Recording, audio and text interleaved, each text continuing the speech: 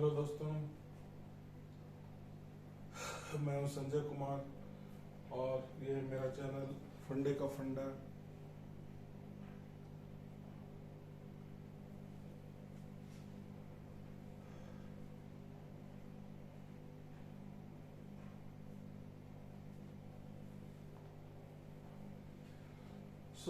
आज हम बात करेंगे pre and post retirement mistakes की। मैंने अक्सर देखा है कि लोग अपने सर्विस के टाइम पे, बिफोर रिटायरमेंट, आफ्टर रिटायरमेंट काफ़ी मिस्टेक्स करते हैं, जिसका खामियाजा उनको लॉन्ग वे में भुगतना पड़ता है। एंड ये मिस्टेक्स ऐसा नहीं है कि जिनको करेक्ट नहीं किया जा सके। We can always correct this mistakes. These are very small points. So हम लोग वन बाय वन इसके ऊपर में कंसंट्रेट करेंगे। Let us see them one by one.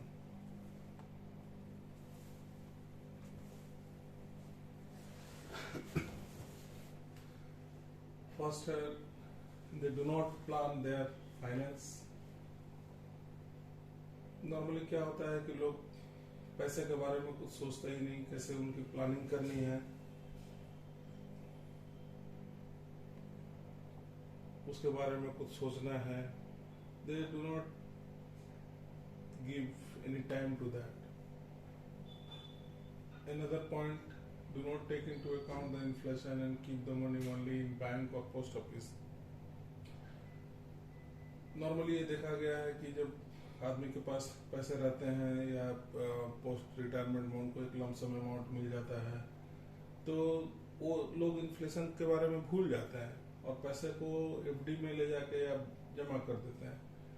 But you know the inflation, अभी जो प्रेजेंट इन्फ्लेशन चल रहा है 5 to 6%, नॉर्मली इसके आसपास रहता है। It may be more than that also. So if inflation is more and interest rate is less, then finally we are losing the money. So everybody has to understand the inflation. Then comes easily become victim of bank or card fraud and lose their money. Then lose money due to not declaring nominee in bank or other places. Lose their money as they did not inform about some saving to their near ones. Take out their golden saving and give it to their son, daughter, or relatives to spend on something. Let us see them one by one. No financial planning. मैंने देखा है अक्सर लोगों के पास कोई financial planning नहीं रहती, कैसे पैसा सेव करना है, कहाँ सेव करना है, इसके बारे में। They do not put son or daughter name in the nominee if a spouse is alive. एक फाइनेंस रूल ये कहता है कि if your spouse is alive, always put your spouse name as a nominee, not the name of your son and daughter. Because ये देखा गया है कि काफी लोगों के साथ ये धोखा होता है कि उनके बच्चे उनको छोड़ देते हैं और फाइनली उनके पास कुछ भी नहीं बचता। Do not keep joint account with son or daughter if a spouse is alive. If a spouse is alive, आपको joint account उनके साथ नहीं रखना है। You have to keep only with the spouse. If you want to keep the joint account, you can have a separate account with them. If you want to keep joint account with son or daughter, do this for only one bank. No need to do for every bank. You can open a separate account in the name of your son or daughter and deposit the amount of money as per your choice. Next दोस्तों, जैसा कि मैं बता रहा था, inflation के बारे में जानना बहुत जरूरी है। What is inflation? इसमें एक कहावत आप लोगों ने सुनी होगी, महंगाई डायन खाया जाता है। सो बेसिकली होता है ये है कि ड्यू टू इन्फ्लेशन पैसे का वैल्यू कम हो जाता है एंड हम बोलते हैं कि वो पैसे को डायन खा गई। सो दैट्स व्हाई द कहावत के महंगाई डायन खाया जाता है। तो यहाँ पे एक रूल काफी फेमस है, thumb rule, rule of 70। Impact of inflation on your wealth. Suppose अगर 5 to 6% का इन्फ्लेशन चल रहा है, हम 5% कैलकुलेशन के लिए लेके चलते हैं। सो 70 divided by 5, that means 14 years में जो भी पैसे की वैल्यू होगी वो हाफ हो जाएगी। तो अगर हमारे पास आज की रेट में 50 लाख रुपीज़ है और हम सोच रहे हैं कि ये 50 लाख हमारे पास अगर हमने बैंक में एफडी कर दिया और उसका इंटरेस्ट के पैसे हम खा रहे हैं, तो ये 50 लाख हमेशा 50 लाख रहेगा, ऐसा नहीं है। आफ्टर 14 ईयर्स इसकी वैल्यू 25 लाख के बराबर हो जाए, क्योंकि मार्केट में लेके अगर 50 लाख को निकलेंगे तो हमें उस हिसाब से उसका रिटर्न नहीं मिलेगा। So it will lose its value. So this is called inflation. Next एक देखा गया है पॉइंट, देखिए आप easily become victim of bank और card fraud and lose their money. दोस्तों ये सुनकर काफी दुख लगता है कि लोग छोटी छोटी बातों पे ध्यान नहीं देते हैं और अपनी गाड़ी कमाई को खो देते हैं, just because of ignorance, just because of their laziness, कि वो क्यों नहीं ध्यान देते इसके ऊपर, क्यों नहीं टाइम कंसंट्रेट करते कि थोड़ा सा इसके ऊपर से नॉलेज ले लिया जाए। कोई किसी का पैसा कैसे ले सकता है, लोग इतने भी सिंपल से चीज को भी नहीं समझ सकते। इसके लिए बहुत पढ़े लिखे होने की जरूरत नहीं है, कॉमन सेंस की जरूरत है। केवल आदमी को थोड़ा उसके ऊपर सोचना है, टाइम स्पेंड करना है कि आपकी जो भी बैंक में पैसे हैं, आपके कहीं भी सेविंग्स है, आपने पैसे हैं, किसी फंड में पैसे हैं, कोई किसी का पैसा नहीं ले सकता है और कोई किसी का साथ कोई भी फ्रॉड नहीं कर सकता है, बशर्ते कि आपने अगर कोई अपना क्रीडेंशियल्स लूज नहीं किया है तो इसीलिए ये सब फ्रॉड से बचें और अपने घर में बच्चों को भी, परिवार को भी ट्रेनिंग दें ताकि लोग ये गलती दोबारा ना करें।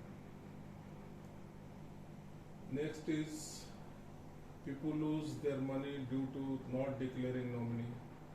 अगर आप गूगल पे मार के देखेंगे तो आपको पता चलेगा कि ऐसे लाखों लोग हैं जिन्होंने नॉमिनी डिक्लेयर नहीं किया है और उनके पैसे बैंक में पड़े सड़ रहे हैं। उस पैसे का कोई लेने वाला नहीं है, चाहे बैंक में हो या पीएफ में हो या कहीं भी हो। ये चीज आपको गूगल से मिल जाएगा, आप गूगल में सर्च मार कर देख लीजिए, then you will come to know. देखने में ये बहुत सिंपल पॉइंट लगता है लेकिन काफी भारी पड़ता है कि अगर आप बैंक में नॉमिनी नहीं डिक्लेयर करते हैं तो वो पैसे को लेने के लिए जो भी आपके जाने के बाद आपके घर वाले, परिवार वाले रहेंगे, उनको काफी दिक्कतों का सामना करना पड़ेगा। सो बैंक कहीं भी आपका जहाँ भी बैंक अकाउंट्स है, एफडी है, म्यूचुअल फंड्स है, कहीं भी है, नॉमिनी डिक्लेयर करना कंपलसरी है, बहुत जरूरी है। सो आप ऑलवेज अपना नॉमिनी डिक्लेयर करें और अपना अगर जब तक आप जीवित हैं तब तक स्पाउस कोई नॉमिनी में रखें, आपके जाने के बाद कोई भी हो सकता है। Next point, lose their money as they did not inform about some savings to their near ones. अब दोस्तों सोचिए कि आपने पैसे सेव करके तो रख दिए लेकिन आपने उसको किसी के बारे में नहीं बताया, तो फिर क्या होगा उस पैसे का?